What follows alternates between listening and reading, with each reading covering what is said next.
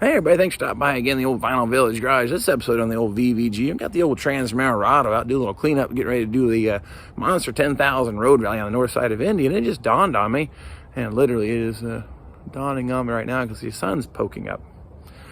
Yesterday was the 6-month anniversary of the Vinyl Village Garage on YouTube. So what's that mean? Well, just wanted to share with you where we're at, what it's taken for us to get here, what tools I've used, and maybe some secrets, tips, and tricks to maybe help you on your YouTube journey in case you're wanting to build a car channel just the same as we have.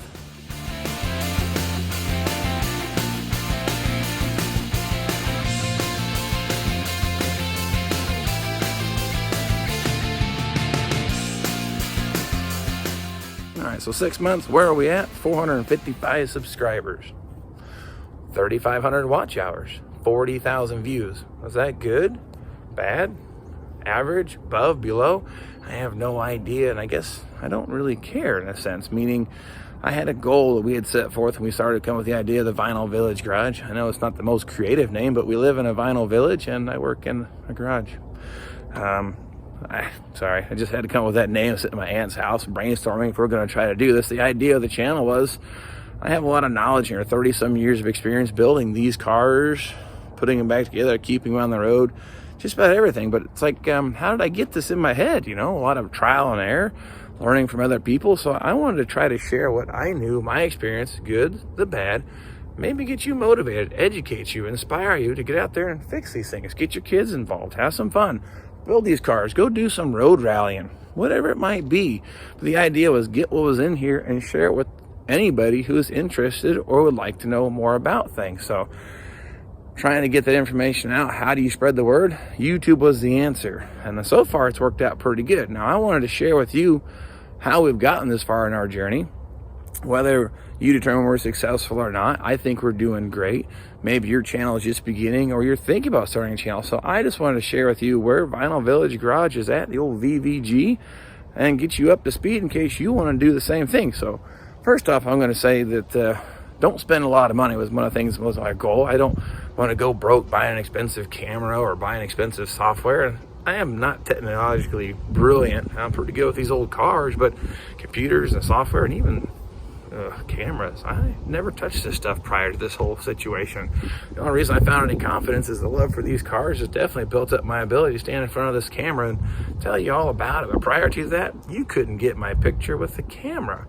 But 6 months ago, I decided, well, I wanted to get this out and share it. So I had to get over that pretty quick. But hasn't been bad. It's built my confidence, and even hanging out in public, I'm doing a whole lot better. So it's been a win that way, even personally for me. But I guess to get started with, just for grins and giggles, start with about the equipment.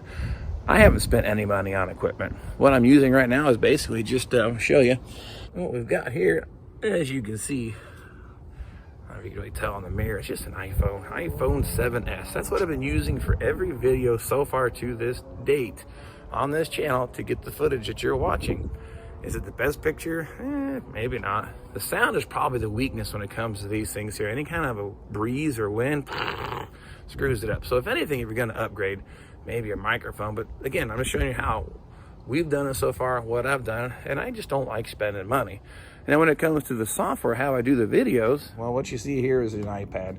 Not super fancy equipment necessarily, but a lot of folks have them in their home. What I use for the editing software is iMovie. It's included, free, no additional charge when you buy these things. So there's one of the videos I'm working on now, but it's super easy, touchscreen. And if you run into a roadblock, you get the little question here, and it gives you little hints and tips and clues. So this was included on the iPad when I bought it, so I didn't have to spend any money on that. So phone was no additional charge.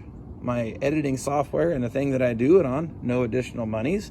So at this point, I'm on the super cheap. Where I did finally spend some money, well, my kids did. They bought me a cool camera stand. My little girls thought that'd be a great idea. Got it for me as a gift.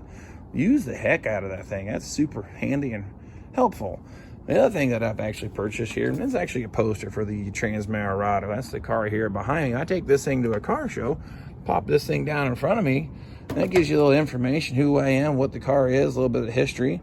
Our logo for the channel, and then this little magic thing right here, man, that's going to be one of the biggest things. If you remember anything from this video right here, I'm about ready to tell you about that. But this poster is made up by a guy. I found him on Etsy. I'm going to show a little link here.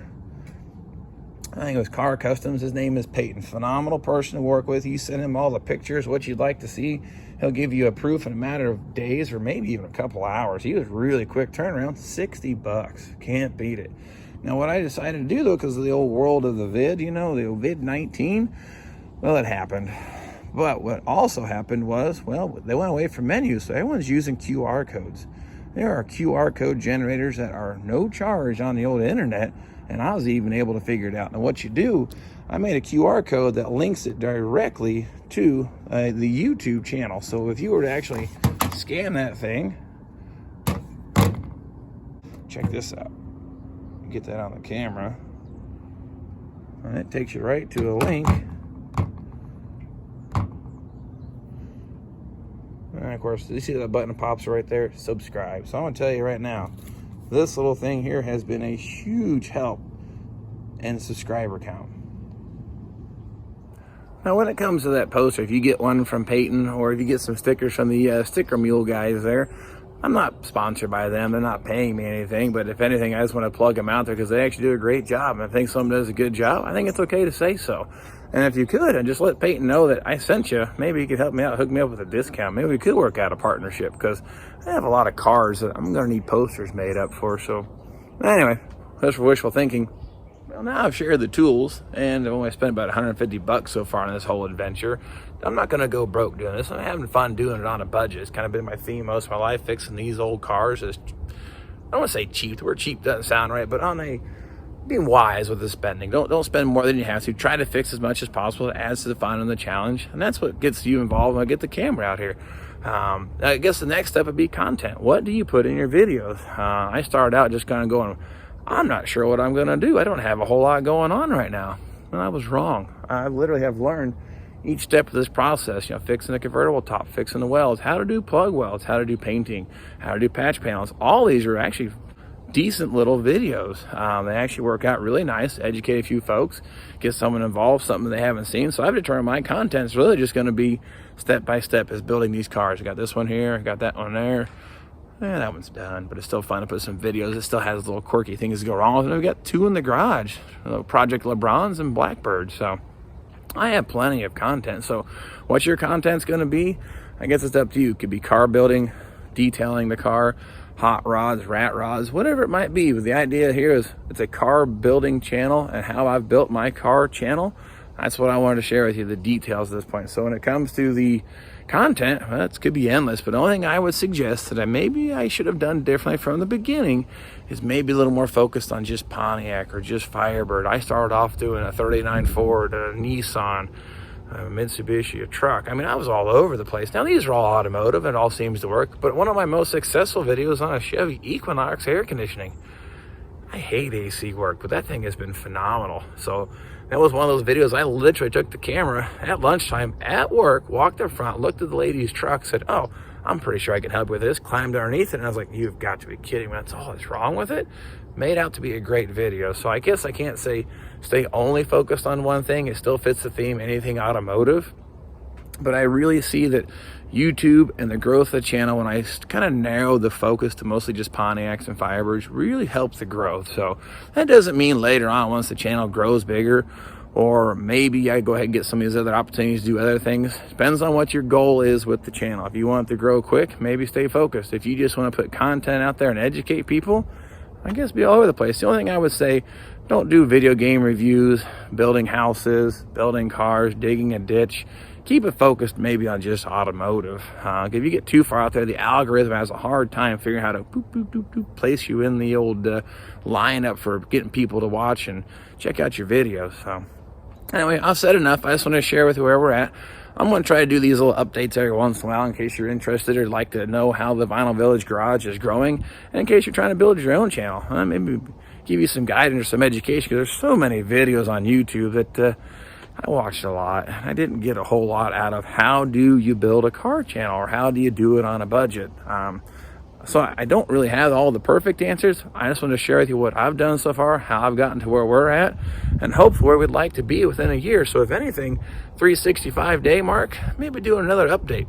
Maybe see if we made it to our goal, or if I make it beforehand, I may do the video just the same. That's it when it comes to the content. Be patient. One of the things that you hear that a lot. I'm going to say this is one of the things that's probably true with some of the videos that I've watched on how to build a YouTube channel. Be consistent with your videos. Pick the same day upload time. Be like on a pattern for a while. I do mine every Wednesday morning. I don't know the best day. I haven't figured it out yet. It seems to fluctuate, but so far Wednesday mornings have worked out pretty good, so I'm going to stick with it. Then after that, just be patient. Then it will grow and turn into something. I guess, so with that being said, where are you at on your YouTube journey? Have you just started? Are you thinking about getting started? Have you made it past your 6-month mark? Where are you at? Let me know in the comments. I'd like to kind of see where we are, maybe get a little stat sheet going on. And I don't want to say it's a competition. I'm not wanting to do that. I'm just going to say what's normal, what's average. Are we doing good? Are we doing bad?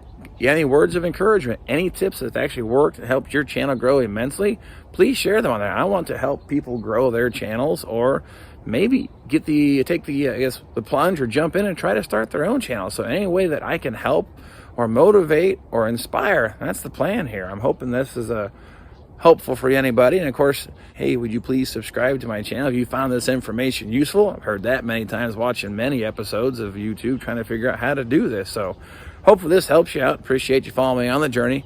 I need to get this thing all cleaned up so I can do the old road rally in here. And of course, now the sun's completely up and I'm running out of time. So I'm gonna get this thing cleaned up, and we'll see you next time.